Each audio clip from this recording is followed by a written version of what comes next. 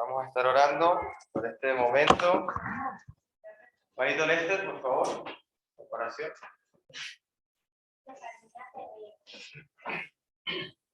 Vamos a orar para Padre Celestial.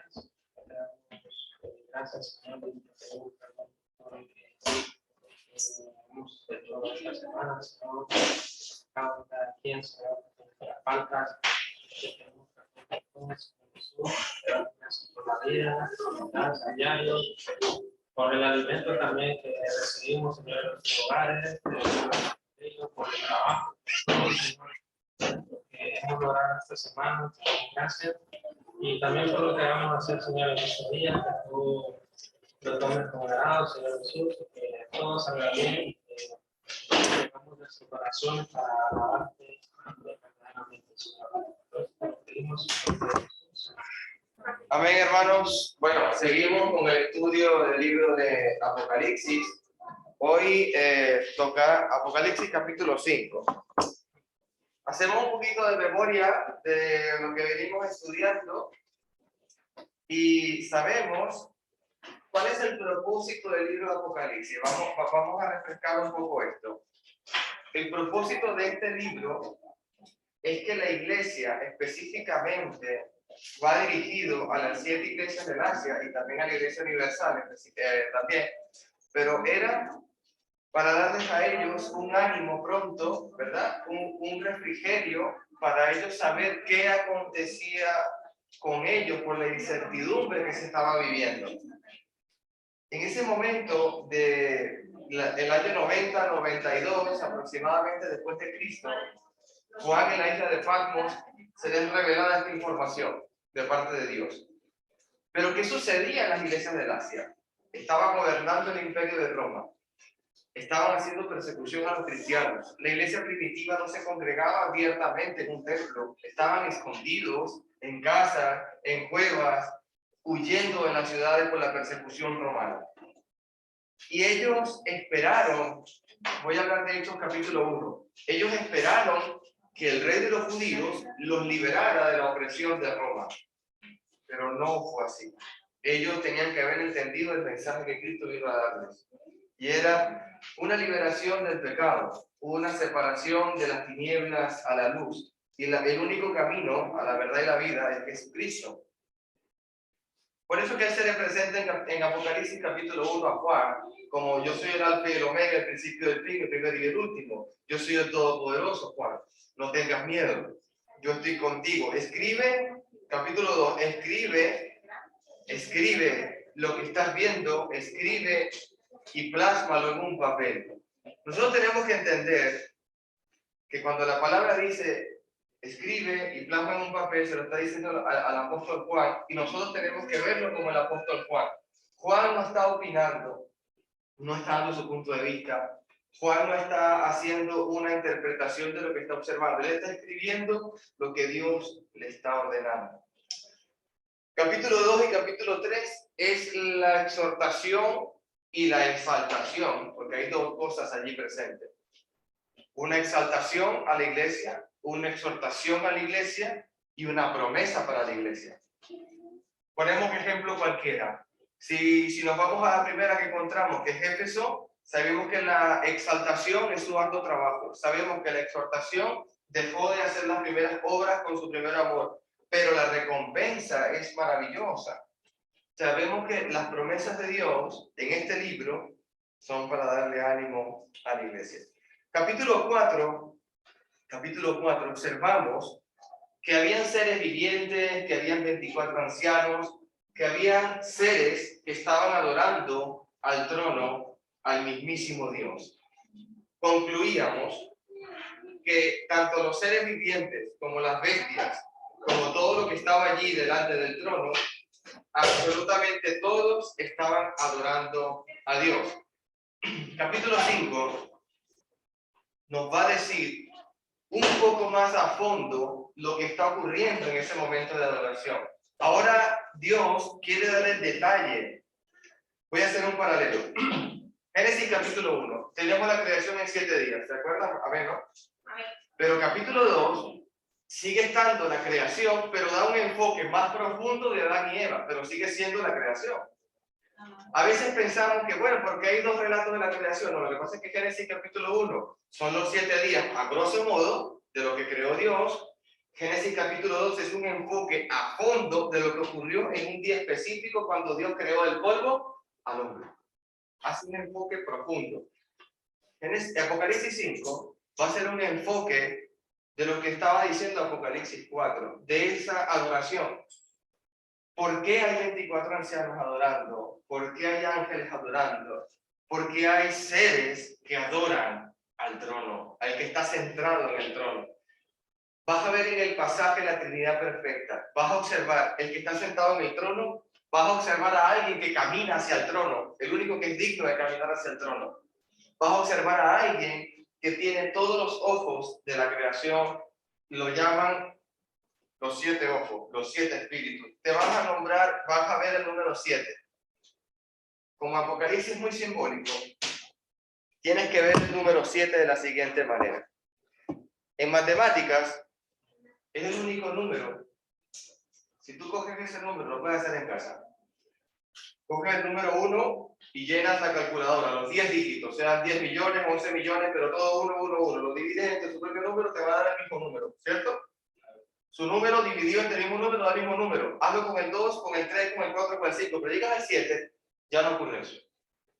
Matemáticamente hablando, el número 7 es la perfección y te da el radio de la Tierra, te da la longitud del centro de la Tierra al centro de la Luna, te da la longitud del sistema solar. El número 7 es algo muy complejo de entender que ni los matemáticos han sabido su respuesta. Y Dios lo utiliza para crear la Tierra. Dios lo utiliza para los días de la semana, y Dios lo va a utilizar ahora en este pasaje diciendo que Él es el que tiene los 7 ojos, los 7 cuernos, los 7 espíritus de Dios, diciendo que Él es, ¿quién? La perfección. El que está haciendo esto es la perfección, porque Dios es perfecto en todas maneras de ver, y Él se declara a sí mismo, soy el Todopoderoso. Empezamos a leer la Biblia, hermanos. ¿Qué dice capítulo 5, verso 1? Quien no pueda lo puede leer.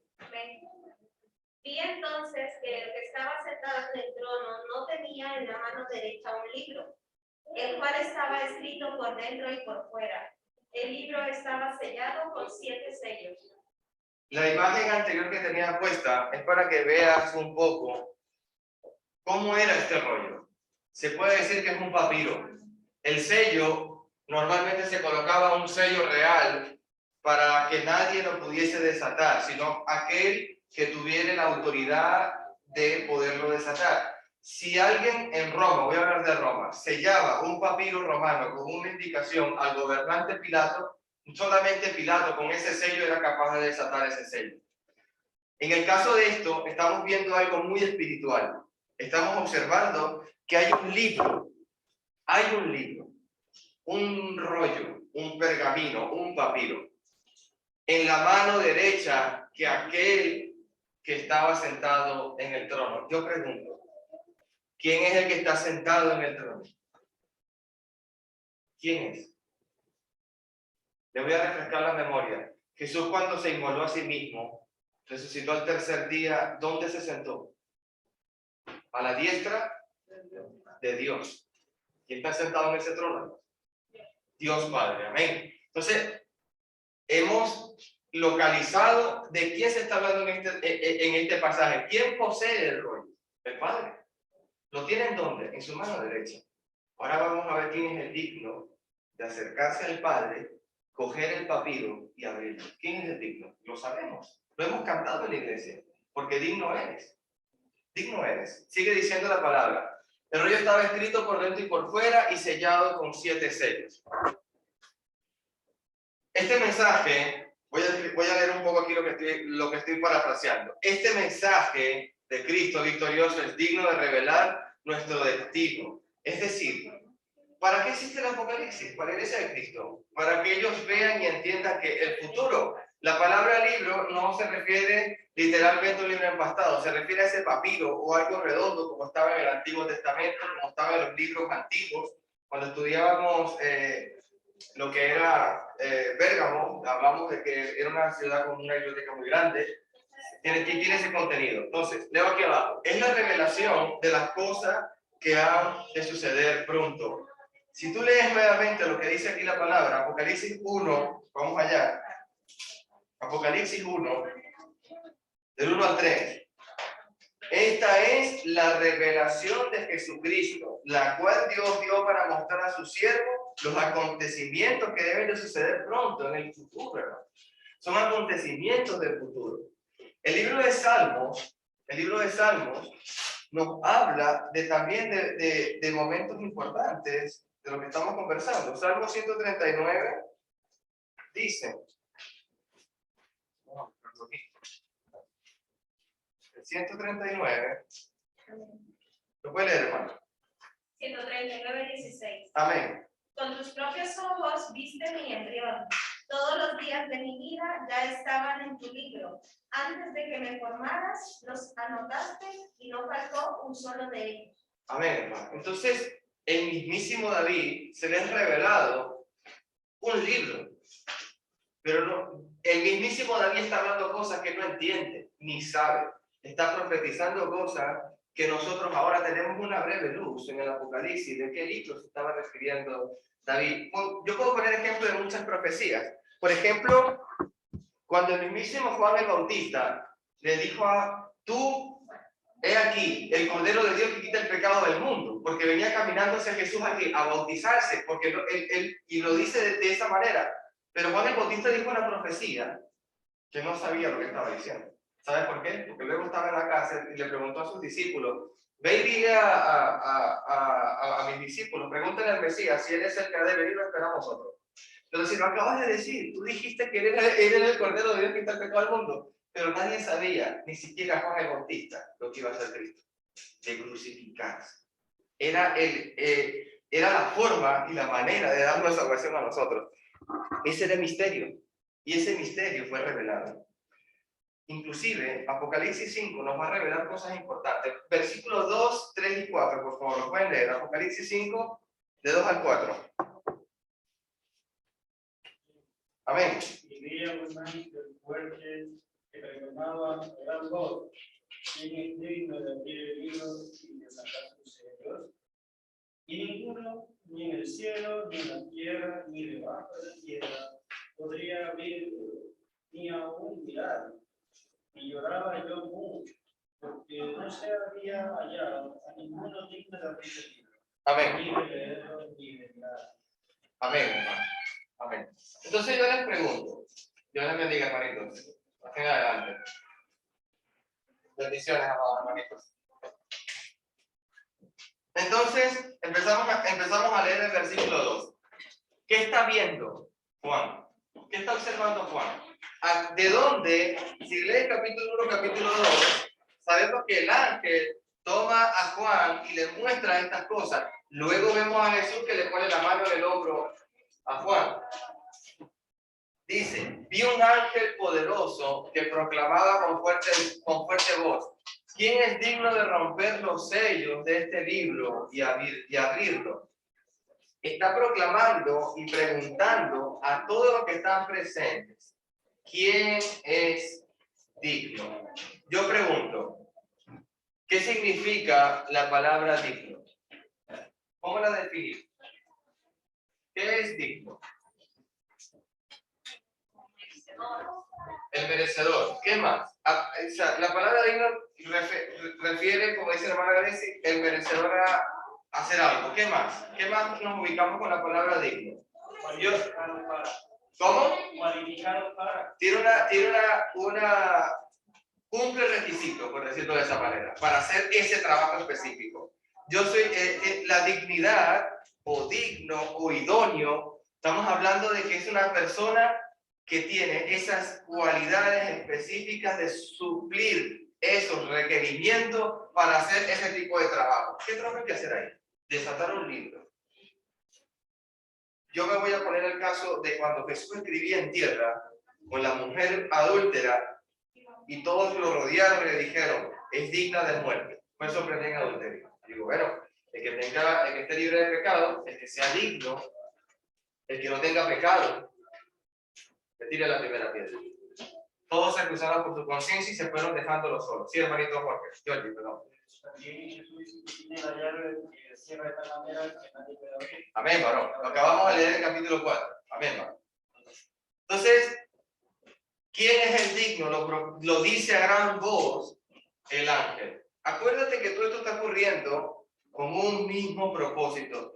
Que una persona pescadora, humilde, elegida por Jesucristo en vida, pueda entender algo importante de lo que acontece en el reino de los cielos. Y el ángel está preguntando, ¿quién es el digno? Para que Juan escuche, para que Juan observe que ninguno de los que están allí puede hacerlo.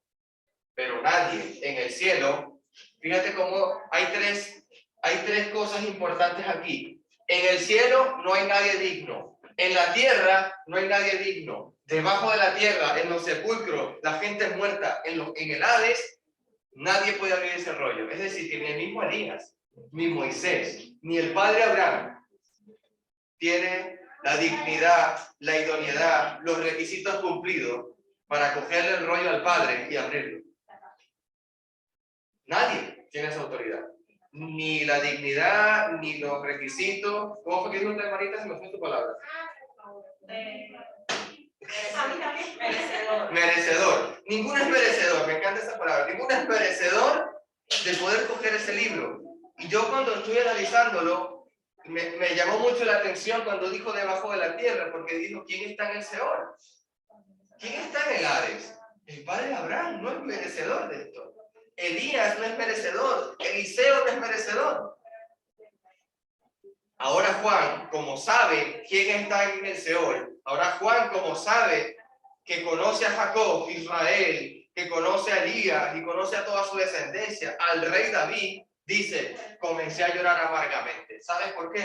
¿Cómo es posible que mis antepasados que sirvieron a Dios, que yo estuve en la transfiguración de Jesús, se le apareció Moisés y Elías hablando con Cristo? Tampoco Moisés y Elías.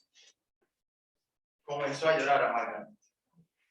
No había nadie, porque no se encontraba nadie digno de abrir el rollo y de leerlo. ¿Qué contiene? Hazte esta pregunta. ¿Qué contiene el rollo? ¿Qué hay escrito allí que nadie es merecedor de abrirlo? ¿Qué contenido tan importante existe en ese rollo que tiene el Padre en la mano derecha que nadie lo puede abrir? Te voy a decir algo y me voy a saltar unos versículos adelante. Capítulo 6 al capítulo 11 de Apocalipsis. Ese es el rollo. ¿Tú quieres saber qué hay en el rollo? Capítulo 6 hasta el capítulo 11. Es el rollo que tiene el Padre. Hablamos y dijo, había necesidad de alguien digno de abrir el libro para que se revelara su contenido a la iglesia. En el tiempo del apóstol Juan, la iglesia estaba atribulada en persecución que sufría en manos del imperio romano. Hacía que su futuro fuera muy inseguro. Yo te pregunto algo. Si hoy estuviésemos en persecución por algún imperio, pongamos el imperio español, los monarcas españoles, como una vez persiguieron a mi país y descubrieron América y subyugaron Venezuela, hicieron lo que hicieron, luego un libertador general llamado Bolívar los corrió del territorio. Supongamos que pasa algo igual. Supongamos eso. Yo digo en mi corazón, ¿y qué pasa con la iglesia? ¿Qué sucede con la iglesia? ¿Qué va a pasar con nosotros si no nos dejan congregarnos? Si no nos dejan servir a Dios. Tenemos una incertidumbre, tenemos un dolor inmenso por no adorar a Dios. Pero ¿sabes qué ocurre? Que Dios nos ama y va a determinar este libro para que ellos no desfallezcan en su fe, sino que continúen adelante. ¿Te acuerdas lo que decía? El que venciere, yo le daré la corona de vida. El que venciere, le daré un nombre nuevo. El que venciere, tendrá lugar donde yo voy. El que venciere, se sentará en el mismo trono. Dios estoy sentado. Es lo importante de entender por qué está Apocalipsis para ellos y para nosotros. Voy a leer en la parte 4. La desilusión del apóstol Juan es porque no hallaron a nadie digno de revelar las cosas que habían de suceder pronto con relación a ¿qué? A la iglesia. Este libro es para la iglesia. Es para el pueblo de Dios. Versículo 5 al 7, amados hermanos, por favor. Amén. Amén, hermano, espérate. Y uno de los ancianos me dijo, no llores, pues el león de la tribu de Judá, la raíz de David, ha vencido y puede abrir el libro y quitarle sus 7 sellos. En ese momento vi un cordero en medio del trono y de los 4 seres vivientes y en medio de los ancianos. Estaba en pie y parecía haber sido inmolado, tenía 7 cuernos y 7 ojos, que son los 7 espíritus que Dios ha enviado por toda la tierra. El 7, ¿no? Sí, hermano. El cordero se acercó al que estaba sentado en el trono y de su mano derecha tomó el libro. Amén, hermano. Imagínense en su mente, hermanitos, el Padre Celestial sentado en su trono, el ángel gritando, proclamando quién es digno de abrir ese libro. Y todos sus ojos, todo el que estaba allí, los 24 ancianos, los ángeles, el que estaba proclamando, observaban el libro.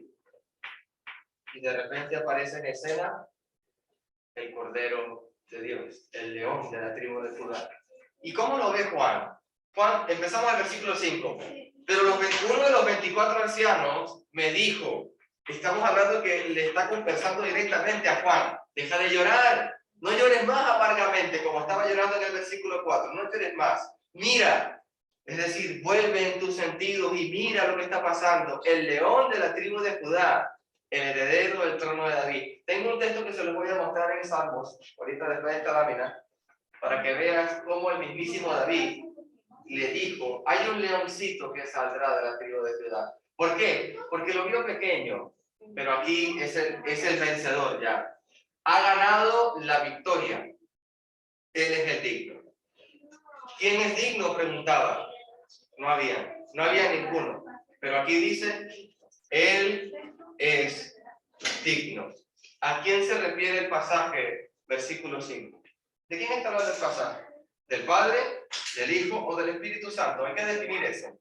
¿Está hablando de quién? ¿Quién es el digno? El Hijo. ¿Quién está sentado en el trono? Amén, hermana. Entonces, versículo 6. Entonces vi el Cordero, así como lo vio Juan el Bautista, profetizando, he aquí el Cordero de Dios que quita el pecado del mundo. Y veo al carpintero Jesucristo con sus ropas normales, humildes, caminando. ¿Qué está viendo Juan? Está viendo al que estuvo con él en el huerto del Getsemaní.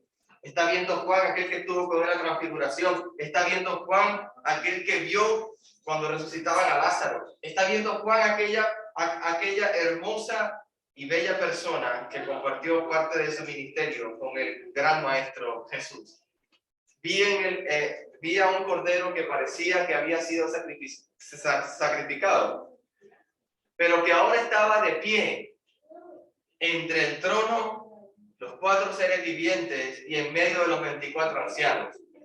Estaba en el medio, se paró en el medio de frente al trono del Padre. Tenía 7 cuernos, 7 ojos.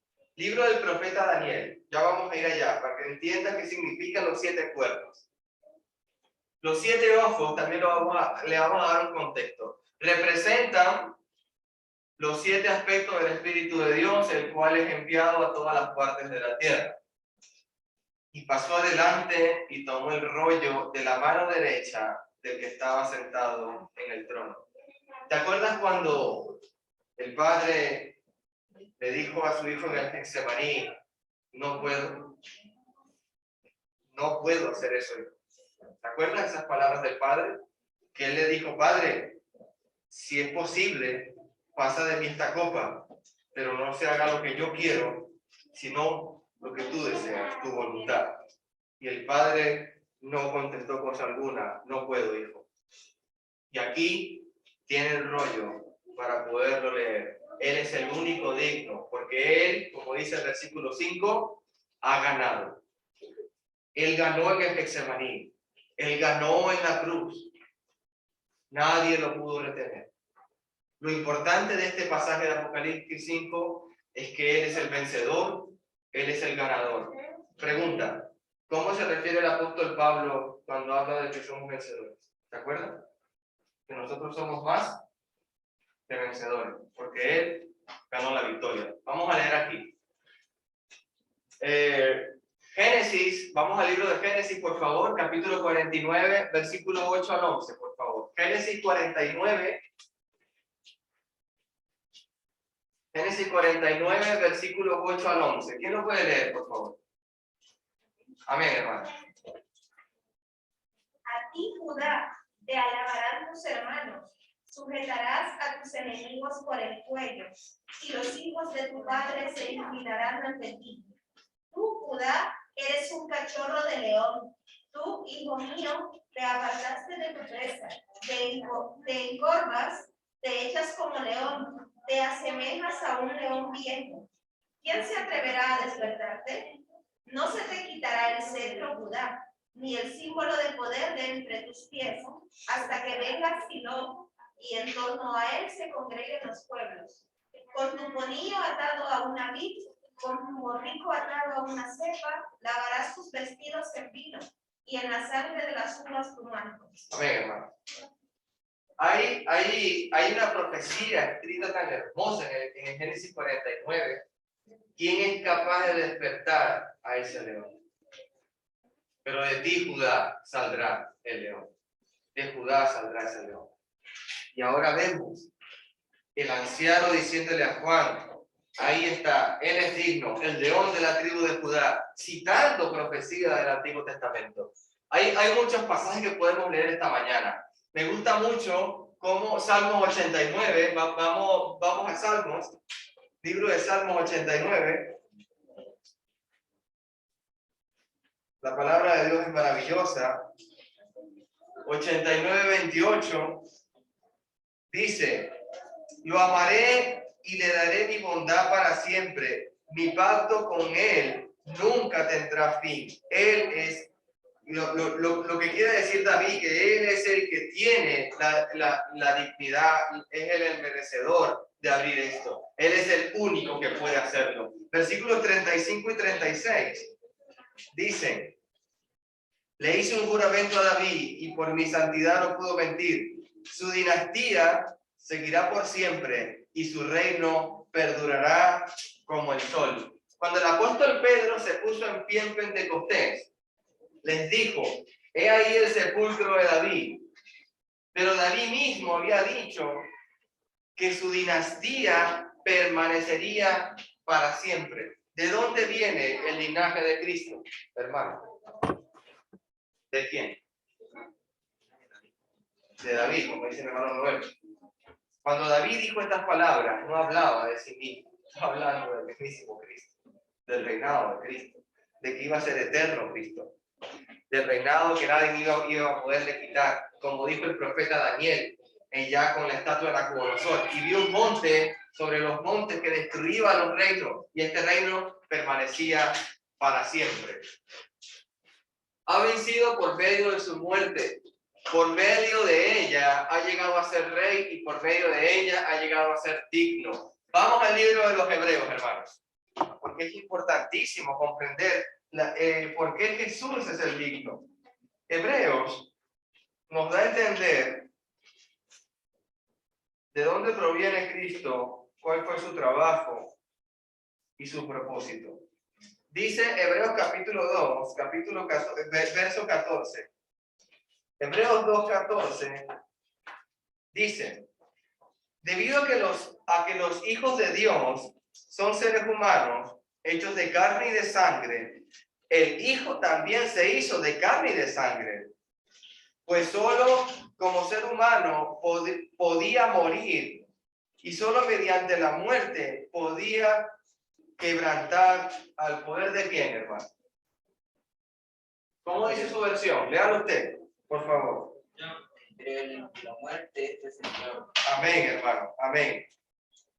Dice, continuamos leyendo, el poder sobre la muerte. Únicamente de esa manera el Hijo podía libertar a todos los que vivían esclavizados por temor a la muerte. Yo pregunto, ¿cuándo entró la muerte en nosotros? ¿En qué momento? En el pecado del huerto, allá en el Edén. Y dice el escritor de Hebreos, y dice el apóstol Pablo, que porque un hombre ha pecado, y por un hombre entró la muerte, pero también por un hombre hubo salvación y perdón de pecados. Seguimos leyendo aquí en el mismo verso que estamos. Dice el versículo 16, también sabemos que el Hijo no vino para ayudar a los ángeles, sino que vino para ayudar a los descendientes de Abraham. Hermano, ¿usted está leyendo ese verso? No vino, que el cometido de Cristo no es los seres celestiales, sus miles de millares de ejércitos. ¿Se acuerdan la respuesta que le dio a Pilato? La respuesta que le dio el gobernante. Si mi reino fuera de este mundo, a mí no me harían nada a ustedes. Él fue voluntariamente a una cruz. Mi vida la doy por mis amigos. Porque yo deseo que yo esté donde yo esté, yo quiero que ellos estén conmigo. Juan 14, Juan 17, oración de Jesús al Padre. Donde ellos están, donde yo estoy, pero dice Cristo, yo quiero que ellos estén conmigo. Versículo 16. También sabemos que el Hijo no vino para ayudar a los ángeles, sino que vino para ayudar a los descendientes de Abraham. Hermano, usted es un descendiente de Abraham. Usted lo es. Somos hijos de Abraham, de la descendencia del padre Abraham. Versículo 17. Por lo tanto, era necesario que todo el sentido de él se hiciera semejante a nosotros, sus hermanos, para que fuera como sumo sacerdote fiel y misericordioso delante de Dios. Entonces podría ofrecer un sacrificio que quitaría los pecados del pueblo. ¿Y qué ofreció Cristo?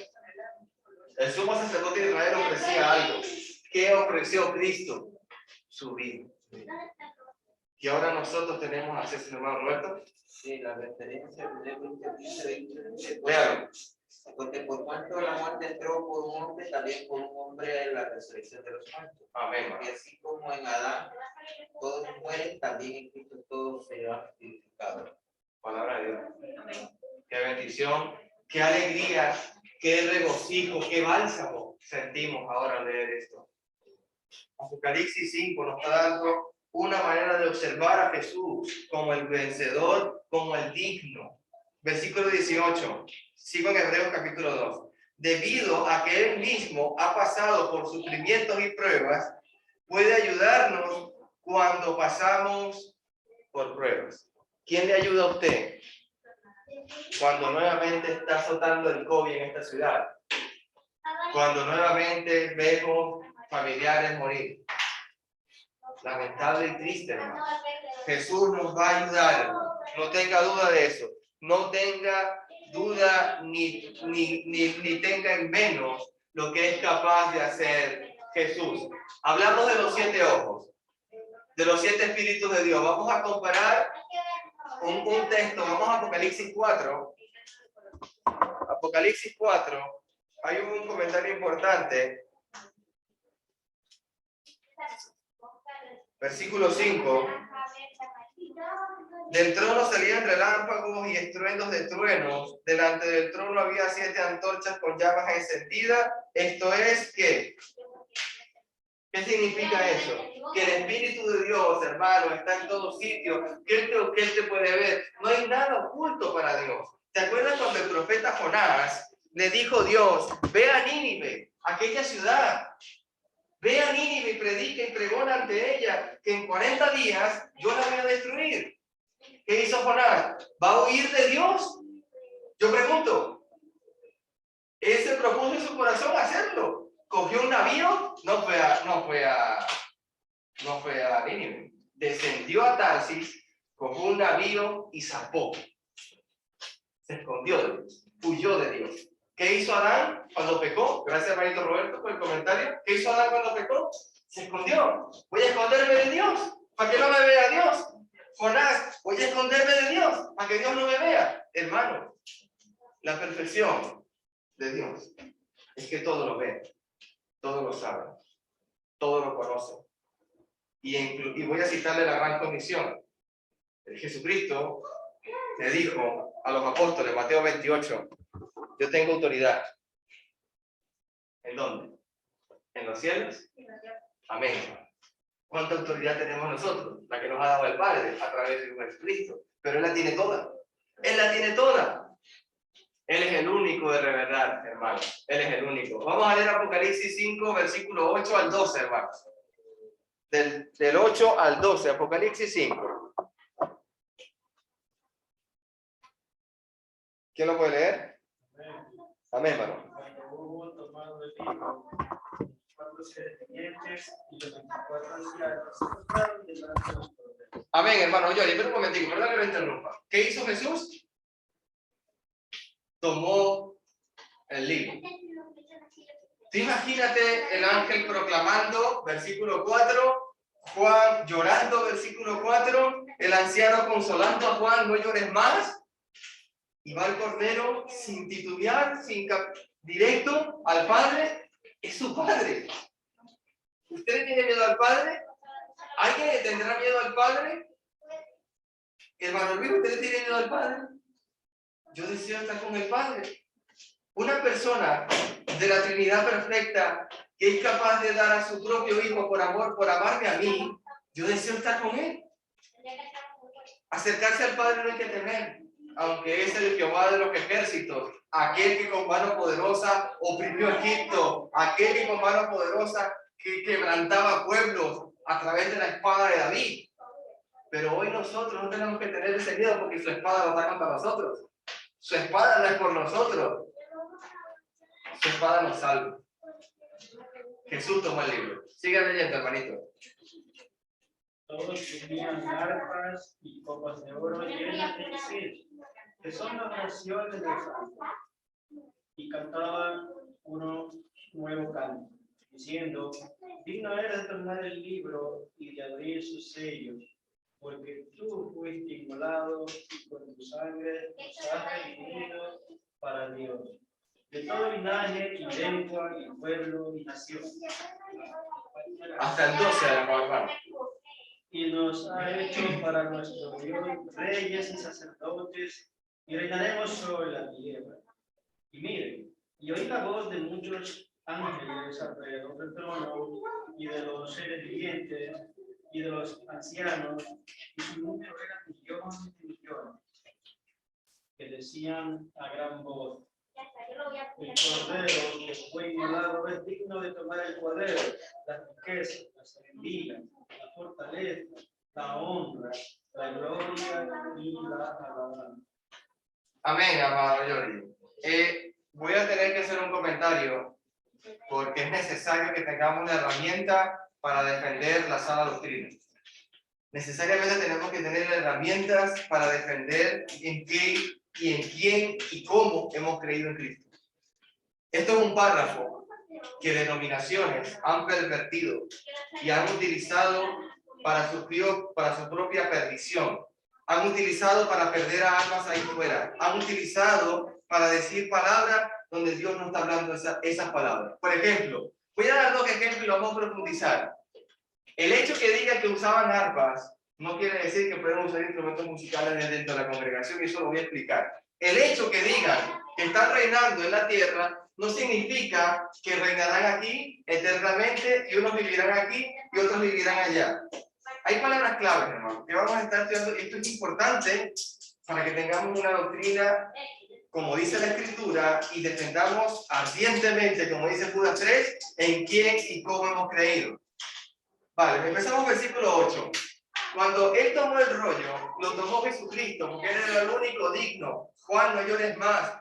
Él es el digno. Los 4 seres vivientes y los 24 ancianos se postraron delante del Cordero. Importante saber. Me tengo que preocupar yo de los seres vivientes, me tengo que preocupar yo por los 24 ancianos. El escritor, Juan, le está dando privilegio, prioridad al Cordero. Y está viendo personas, visualizando seres vivientes, pero en resumen es que todos se postran ante Dios. Se postran delante del Cordero. Cada uno ponía un arpa, cada uno tenía un arpa. Ya vamos a haber entendido por qué tienen un arpa. Vamos a ver qué significa el arpa. Y llevaban copas de oro llenas de incienso, que son las oraciones del pueblo. Apocalipsis 11, hermano, acompáñame. Mira lo que son las arpas. Apocalipsis 11.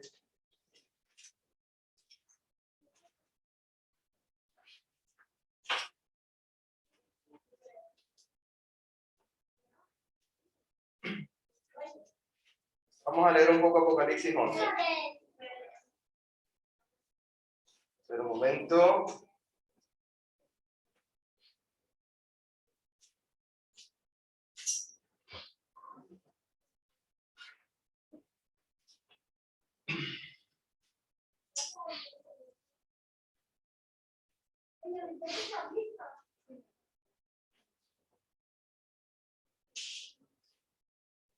Perdón, hermano, es capítulo 14, versículo 2.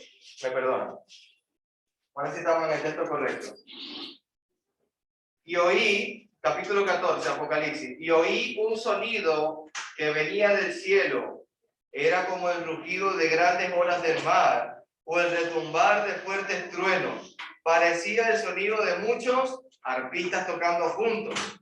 Este gran coro entonaba un nuevo canto maravilloso delante del trono de Dios. Yo pregunto una cosa, ¿es capaz el arpa de cantar un cántico nuevo a Dios?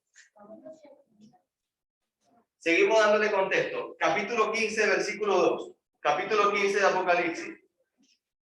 Y vi delante de mí algo que parecía un mar de cristal mezclado con fuego. Sobre este mar estaban de pie muchos de los que habían vencido a la bestia y a su estatua y el número de los que representa su nombre. Todos tenían arpas que Dios les había dado. ¿Para qué son las? ¿Qué significa el arpa, hermano? ¿Qué significa esto? Y entonaban un canto de Moisés, el siervo de Dios, y el canto del Cordero. Grandes y maravillosas son tus obras, oh Señor Dios Todopoderoso. Justos y verdaderos son tus caminos, oh Rey de las naciones. Hermano, hay un contexto que yo quiero darte a comprender y entender. Que cuando se habla la palabra de que tienen arpa, es una forma de que Juan está viendo y observando de que ellos adoran a Dios. ¿En qué?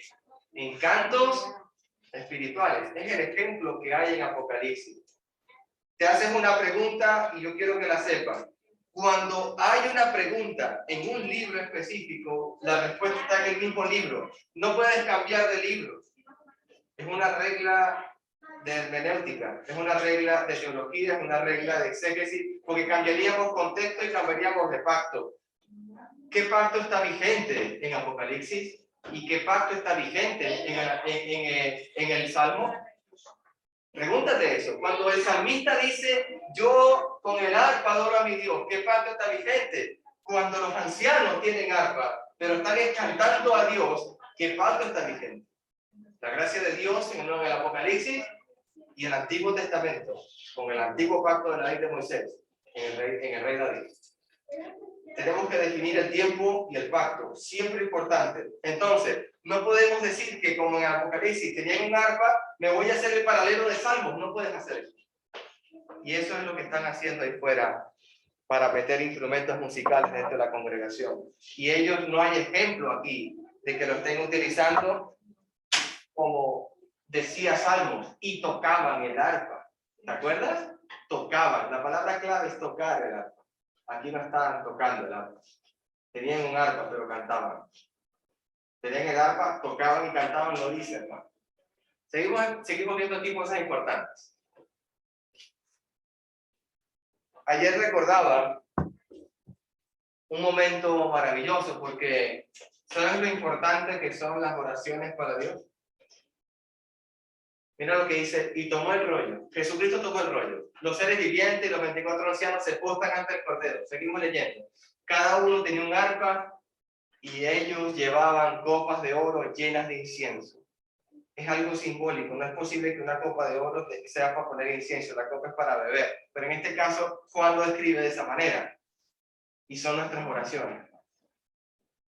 Su oración es un olor fragante que llega a la misma presencia del Cordero.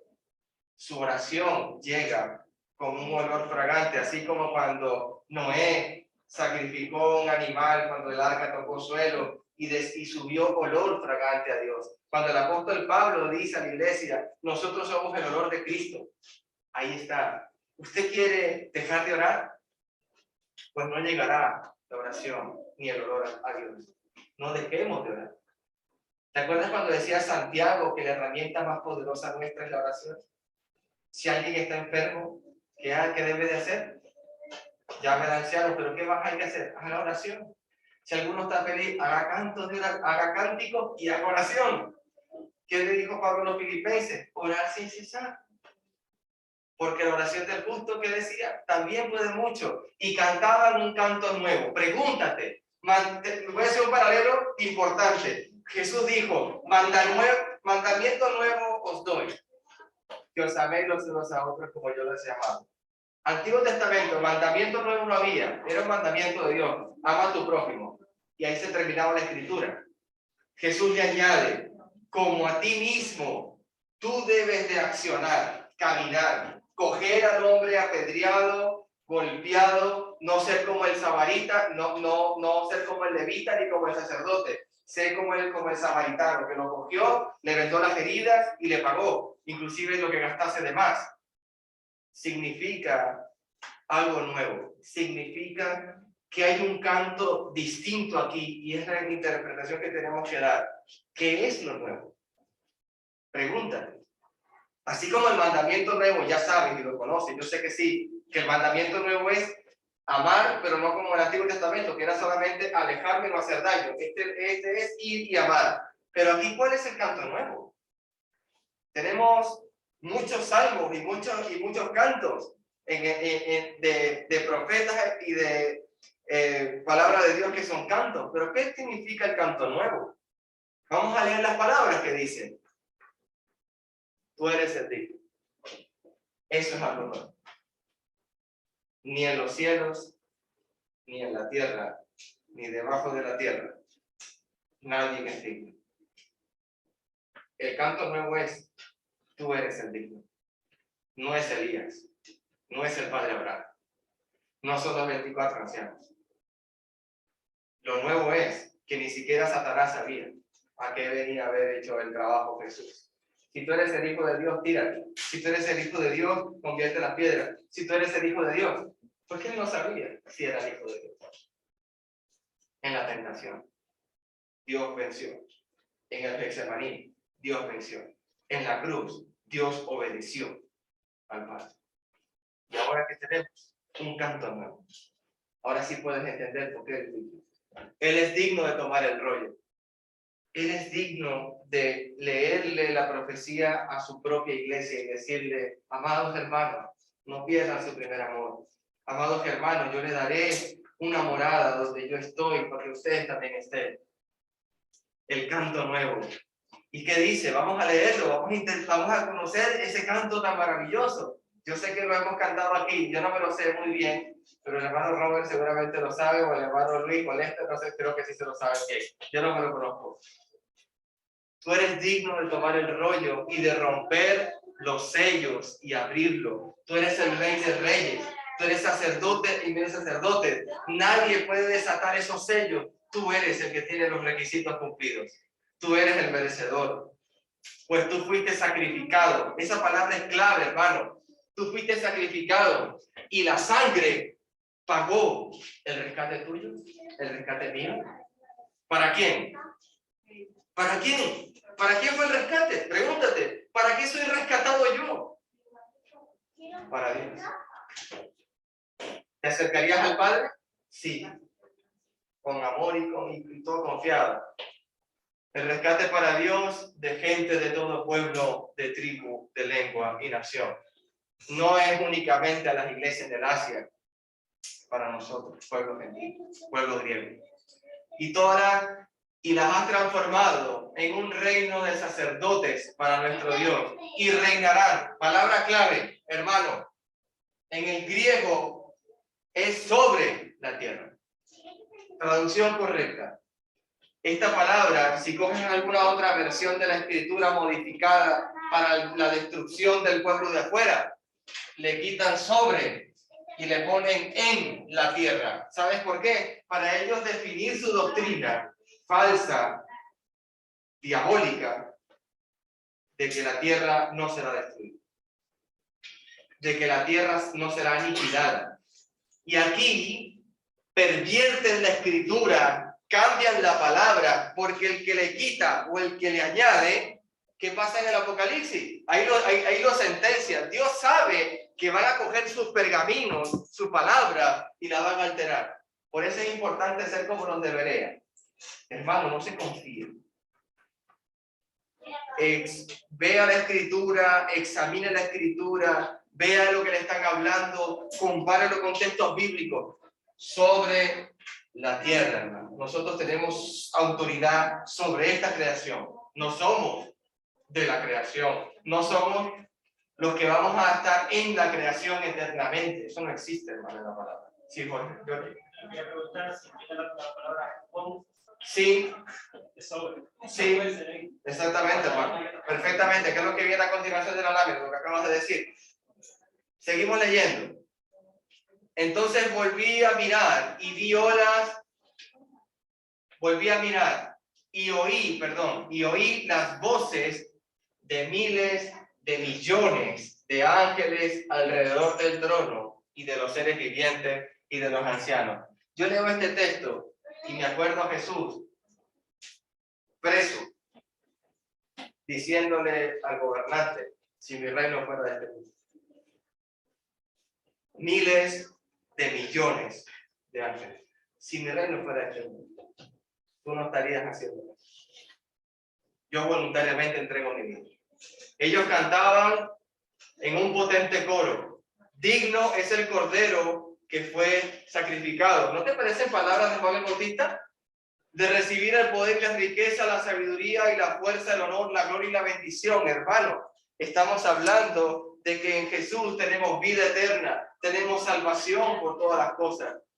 Lo que hablábamos, voy a leer aquí abajo. El Cordero es digno de tomar el libro y abrir los sellos y revelar el destino de las iglesias y de sus enemigos. Él es el digno. Tenían arpas. Algunos quieren justificar los instrumentos musicales en la adoración de la iglesia basándose en este texto, pero no es posible. Ya estuvimos viendo ciertos aspectos. Primeramente debemos entender que el pasaje es simbólico. Si fueran arpas literales, también serían copas literales de oro llenas de incienso.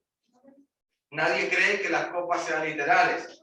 Las arpas simbolizan las alabanzas ofrecidas en honra del Cordero. Lo que leímos, 14.2 y 15.2. Además, dice todos, cada uno de ellos. Lo que decía mi hermano que citaba un poco el griego, ya vamos a llegar a esa parte. Que cantos es en el griego, tenían arpa. Esto no puede ser comparado con los cultos de las denominaciones, en los cuales algunos tocan instrumentos y otros cantan. Si en este texto fuera la autorización para tener los instrumentos musicales en la adoración de la iglesia, todos tendrían que tocarlo. ¿Se entiende, hermano? No puede llegar nadie aquí sin un instrumento, entonces. No puede llegar nadie a alabar a Dios sin un instrumento. Y eso tampoco lo están haciendo. Porque si lo hubieran cogido literalmente, como dice el pasaje, todos tenían arpas. Yo no puedo permitir que alguien entre ahí sin su arpa. Y si hay 70 personas aquí, 70 arpas también tiene que haber. No tiene sentido, porque no está hablando de eso. No tiene sentido. Esto no puede ser comparado con los cultos, pero ya lo leí. Aunque fuera así, literalmente en el cielo, tal no sería justificación para tenerlos en iglesia en la tierra. No podemos aceptar los instrumentos de música como parte de la oración de la iglesia ofrecida a Dios. Bajo ningún punto de vista, hermano, no hay ejemplo bíblico que diga esto. No hay paralelo bíblico que diga esto. Las copas de oro son las oraciones de los santos que son ofrecidas para dar gloria al Cordero. Las copas maravillosas de oro, el canto nuevo, lo que estábamos entendiendo, lo que es la redención, el perdón, lo que hizo Jesús por nosotros. Ese canto nuevo, hermano. También el salmista, vamos a leer Salmo 33, que es importante. Salmo 33, hermano.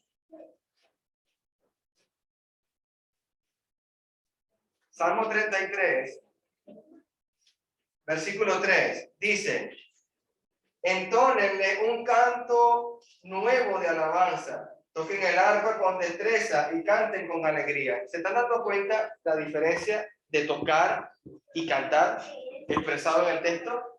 ¿Se dan cuenta que está bajo el pacto de la ley de Moisés y no está bajo el pacto de la gracia de Jesucristo? No podemos mezclar una cosa con otra. Y ese texto es el paralelo que están usando para decir que sí estaban tocando. Y no lo están haciendo. Porque si no, no fuera de la forma que se está haciendo aquí en la iglesia. Seguimos estudiando. Dice, en el Apocalipsis, el canto nuevo alaba al Cordero por ser digno. Digno eres. Recuerde que el Apocalipsis todo va relacionado con la victoria del cristiano fiel. Apocalipsis 21:5, hermano. Apocalipsis 21:5. Se los leo. Y el que estaba sentado en el trono dijo: miren, hago nuevas todas las cosas. Entonces me dijo, escribe esto, porque lo que digo es verdadero y digno de confianza. Yo hago nuevo todo. Jesús hace nuevo todas las cosas, hermanos. Esta esperanza fue realizada porque Cristo triunfó abiertamente sobre los reyes de la tierra. Jesús venció al imperio romano. Aunque la gente no lo entendió, no lo comprendió, sus mismos apóstoles preguntaron si restauraría el reino, pero Jesús había vencido al reino del imperio de Roma.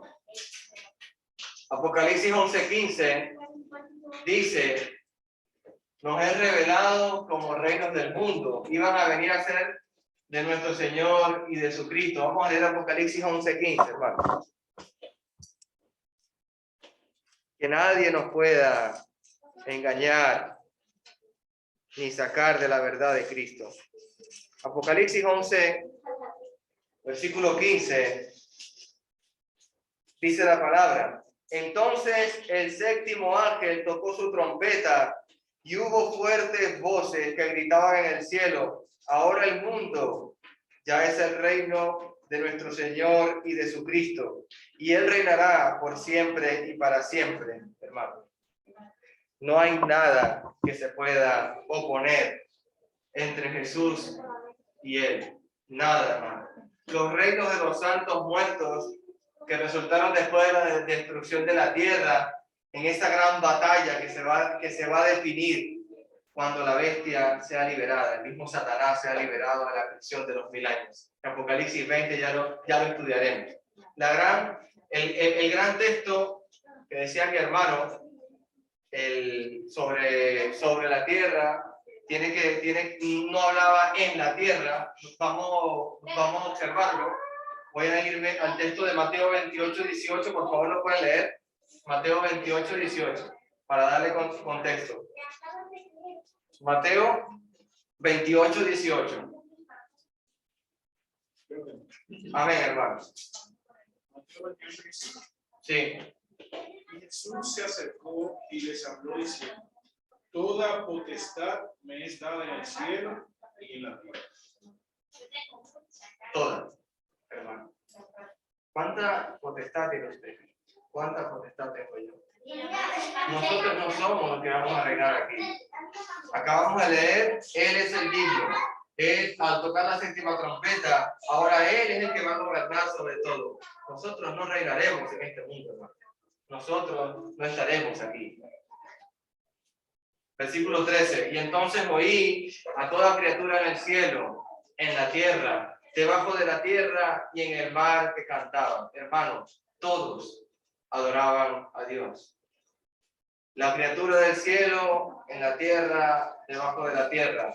Los que estaban en la visión, los que estaban aquí en la tierra, los que ya habían muerto en el Hades y con el seno de Abraham, cantaban: bendición y honor y gloria y poder le pertenecen a aquel que está sentado en el trono y al Cordero por siempre y para siempre. El canto se refiere al Padre y al Hijo. Al Padre y al Hijo. ¿Sí, hermano John? Quería volver un poco al tema de la tierra. Sí. Porque tanto para un judío como para los que son judíos, cuando la Biblia habla de cielo, Jesús se refiere a la norte, Sí. al lugar que se refiere a las personas, humanos. Sí. Eso Adán viene de la palabra Adama, de tierra. Versículo 14 dice, y los 4 seres vivientes decían amén. ¿A qué decían amén? A que Él es el que está sentado en el trono, al Padre y al Cordero, que es el Hijo, por siempre y para siempre. ¿Qué pasa con ellos? Requieren bendición, honor, gloria y poder. Le pertenecen a ellos, nada más.